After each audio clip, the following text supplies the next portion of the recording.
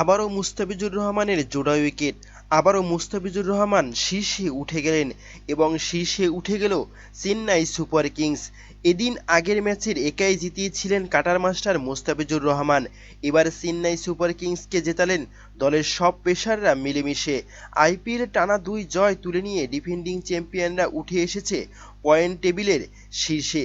নিজেদের দ্বিতীয় ম্যাচে গুজরাট টাইটান্সকে পাত্তাই দিল না মুস্তাফিজুর রহমান, ধোনি ও গাইকোবাদের দল চেন্নাই সুপার কিংস। তবে এদিন টুর্নামেন্টের সর্বোচ্চ উইকেট শিকারী মুস্তাফিজ এদিনও উইকেট শিকার করে নিজের শীর্ষ স্থান আরও তীর্থভাবে পাকাপোক্ত করেছেন। আগের দিনে 10 রান খরচ করে শিকার করেছিলেন 4টি উইকেট। এবার নিজের প্রথম ওভারে 10 রান খরচ করলেন মুস্তাফিজুর রহমান। পার্পল ক্যাপ মাথায় নিয়ে খেলতে নেমে মুস্তাফিজ বল হাতে নেন দ্বিতীয় ওভারে। প্রথম বলেই তাকে 4 হাঁকান পশ্চিমবঙ্গের ক্রিকেটার ঋদ্ধিমান সাহা। প্রথম ওভারে 10 রান খরচ করা মুস্তাফিজ দ্বিতীয়বার বল হাতে আসার আগেই 3 উইকেট হারিয়ে ফেলে গুজরাট টাইটান্স।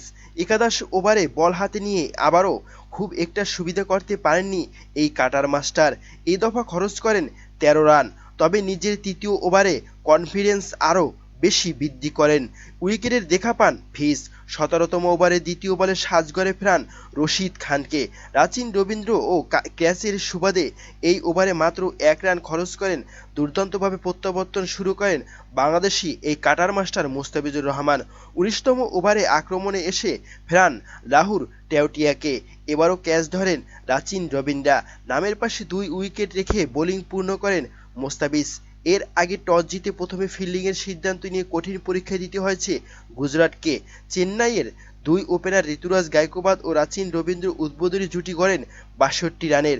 অধিনায়ক গাইকোবাদ ও রাচিন দুজনই 46 রান করে ফেরেন সাজঘরে। তবে রাচিন খেলেছেন মাত্র 20 বল, হাঁকান 6টি 4 ও 3টি ছক্কা। দেখে শুনে খেলা গাইকোবাদ 36 বল মোকাবেলায় 5টি 4-এর সাথে ছক্কা হাঁকান 1টি। চেন্নাইয়ের পক্ষে মুস্তাফিজ ছাড়াও 2টি করে উইকেট পান দীপক চাহার ও তুষার দেশপান্ডে। গুজরাটের হয়ে সাই সুদর্শনের 31 বলে 37 রানই ছিল দলের পক্ষে সেরা ইনিংস। 20 ওভারে 8 উইকেট হারিয়ে 143 রান নিয়ে থামে গুজরাটের ইনিংস। 63 রানের বিশাল জয় পায় মুস্তাফিজুর রহমানের চেন্নাই সুপার কিংস। এদিন অজিঙ্কা রাহানের খুব একটা সুবিধা করতে না পারলেও শিবম দুবে রানের চাকা সচল রাখে ঝড়ো ব্যাটিংয়ে।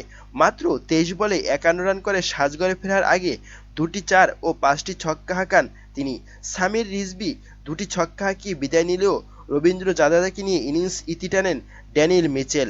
জাদেজা 3 বলে 7 ও মিচেল 20 বলে 24 রান করেছিলেন অপরাজিত।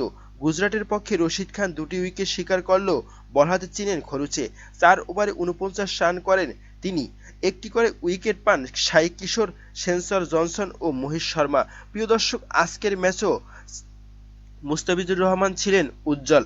2টি উইকেট শিকার করে তিনি এবারের টুর্নামেন্টে শীর্ষস্থান ধরে রেখেছেন। তিনি কি শেষ পর্যন্ত সেরা বোলারের তালিকায় নাম লেখাতে পারবেন নাকি পারবেন না, এবং চেন্নাই সুপার কিংস মুস্তাফিজুর রহমানকে প্রত্যেকটি ম্যাচে কি খেলাবে, এবং চেন্নাই সুপার কিংস কি এবার শিরোপার দাবিদার? এ বিষয়ে আপনার মতামত কি জানাতে পারেন কমেন্ট করে কমেন্ট বক্সে। ধন্যবাদ।